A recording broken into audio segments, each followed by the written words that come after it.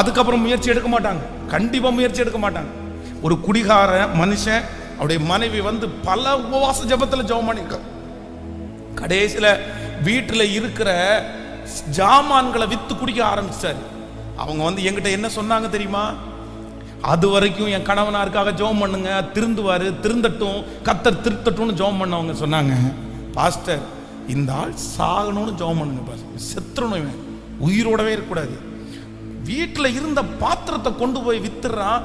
ஒரு குழந்தை இருக்கு, இவன் இப்படி குடிக்கிறான் அப்படின்னு சொன்னா அவன் எப்படி உயிரோடு இருக்கலாம்? இவன் திருந்துவான்ற நம்பிக்கை எனக்கு இல்லை, இவன் மாறவே மாட்டான். நீங்க இனி ஜெபம் பண்ணீங்கன்னா இந்த ஆள் சாகணும்னு ஜெபம் பண்ணுங்க. என்னமோ அதே மாதிரி அடுத்த வருஷத்துலேயே அந்த மனுஷன் இறந்து போயிட்டார். என்னுடைய கண்கூடாய் பார்த்ததை சொல்றேன். அப்போ இந்த உலகத்தில் இருக்கிறவர்கள் வந்து சில நேரத்தில் நம்மை திருத்துவதற்காக சில முயற்சி எடுத்தாங்க அப்படின்னா ஒரு டைம் 2 டைம் சொல்லி பார்ப்பாங்க. அதுக்கப்புறம் அவன் தலையெழுத்து, நம்ம என்ன பண்ண முடியும்? அவன் தலையெழுத்து, அவன் போய் விழுந்துட்டா நம்ம என்ன பண்ண முடியும்? கை கொட்டி சிரிப்பாங்க.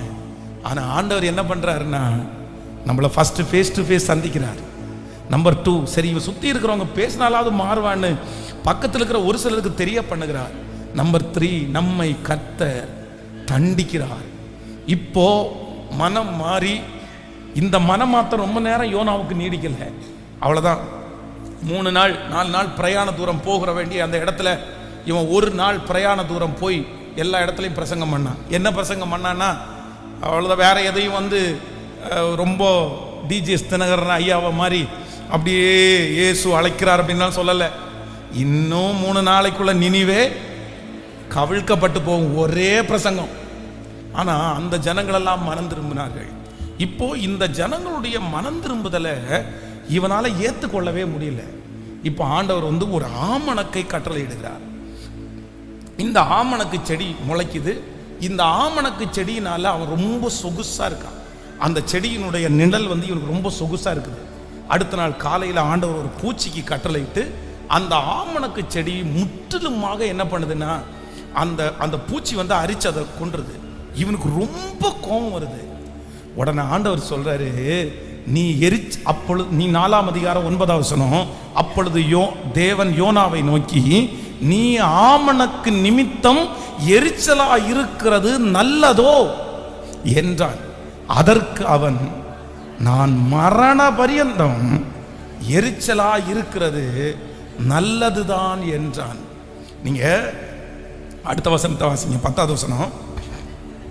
அதற்கு கர்த்தர், நீ பிரயாசப்படாததும் நீ வளர்க்காததும் ஒரு ராத்திரியிலே முளைத்ததும் ஒரு ராத்திரியிலே அழிந்து போனதுமான ஆமணக்குக்காக பரிதபிக்கிறாயே, வலது கைக்கும் இடது கைக்கும் வித்தியாசம் அறியாத 120,000 பேருக்கு அதிகமான மனுஷரும் அநேக மிருக ஜீவங்களும் இருக்கிற மகா நகரமாகிய நினிவேவுக்காக நான் பரிதபியாமல் இருப்பேனோ என்றார். கவனிங்க, எல்லாருமே என்ன கவனிங்க, இந்த இடத்துல நீங்க ஒண்ணு ரொம்ப கவனமா நீங்க கவனிச்சுக்கணும். எல்லாரும் என்ன பாருங்க, ஆண்டவர் வந்து இந்த மனுஷனை பரிசுத்தமா வாழணும்னு ஃபர்ஸ்ட் என்ன முயற்சி எடுக்கிறாரு? எல்லாரும் சொல்லுங்க, பக்கத்துல கையை பிடிச்சி சொல்லுங்க. ஃபேஸ் டு ஃபேஸ் ஃபர்ஸ்ட் பேசுறாரு. அதுக்கு என்ன அர்த்தம்னா அவங்களுக்கு மட்டும்தான் தெரியும், வேற யாருக்குமே தெரியாத அளவுக்கு கர்த்தர் பேசுறாரு. எல்லாத்துலயும் எனிவே எது வேணாலும் இருக்கலாம், அது நஷ்டமா இருக்கலாம், அது அவமானமா இருக்கலாம், அது கீழே விழுறதா இருக்கலாம், ஆனா யாருக்கு மட்டும்தான் தெரியும்? ஃபர்ஸ்ட். நம்பர் 2, ரெண்டாவது, அதுல மாறாத உடனே என் பிள்ளைய எப்படியாவது விட்டுற கூடாதுன்றதுக்காக கர்த்தர் 2வது அடுத்த கேட்டகரி போறாரு. சரி, மற்றவங்க ஒருவேளை அசிங்கப்படுத்தினா இல்ல ஏதாவது சொன்னாலாவது மாறிடுவானு நினைச்சு ஒரு 2-3 பேருக்கு கர்த்தர் என்ன பண்றாருன்னா தெரிய பண்றாரு. இப்போ அதுலயும் மாறலன்னும் போது ஆனாலும் அவருடைய அன்பு நம்ம மேல என்ன செய்யல, குறையல. நம்பர் 3, மூன்றாவது என்ன பண்றாருன்னா, சரி இவனுக்கு ரொம்ப அடி கொடுக்க வேண்டாம், இவனை கொல்ல வேண்டாம், இவனை அழிக்க வேண்டாம், எப்படி தண்டிக்கலாம் சொல்லுங்களேன்? மட்டாய் தண்டிக்கலாம். ஒரு சின்ன தண்டனை, ஒரு சின்ன நஷ்டம், ஒரு தண்டனை, உடனே ஒரு உணர்வு, ஐயோ நான் இப்படி பண்ணுனேன் அதனாலதான் அப்படின்னு சொல்லி, அதனாலதான் இந்த பிரச்சனை, அதனாலதான் இந்த வியாதி அப்படின்னு ஒரு கொடுக்குறாரு. அதுலயும் மாறல. நல்லா கவனிச்சுங்க, யோனா மாறுறது மாதிரி கொஞ்ச நேரம் மாறிட்டு அதுக்கப்புறம் மாறல. ஏன் அப்படின்னா அவனுடைய இருதயம் இப்ப என்ன ஆச்சு அப்படின்னா ரொம்ப கடினமாயிடுச்சு.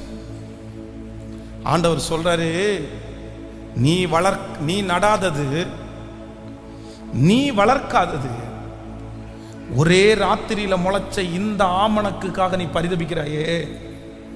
வலது கைக்கும் இடது கைக்கும் வித்தியாசம் தெரியாத ஜனங்களுக்காக நான் பரிதபிக்க மாட்டேனான்னு சொல்லும்போது யோனா என்ன சொல்றான் தெரியுமா? நான் மரண பரியந்தம் எரிச்சலா இருக்கிறது. பிரதர், சிஸ்டர், ஆண்டவருடைய உதவி, ஆண்டவருடைய முயற்சி உங்களிடத்திலிருந்து எப்ப தோற்று போகும் தெரியுமா? நீங்க மனசை கடினமாக்கிட்டீங்கன்னா, ஆண்டவர் உங்களை மீட்டெடுக்கணும்னு முயற்சி எடுத்தா கூட அந்த முயற்சி என்னவா போயிடும்? சொல்லுங்க, பக்கத்துல கையை பிடிச்சு சொல்லுங்க. ஆண்டவர் உங்களை தூக்கி எடுக்க வேண்டும்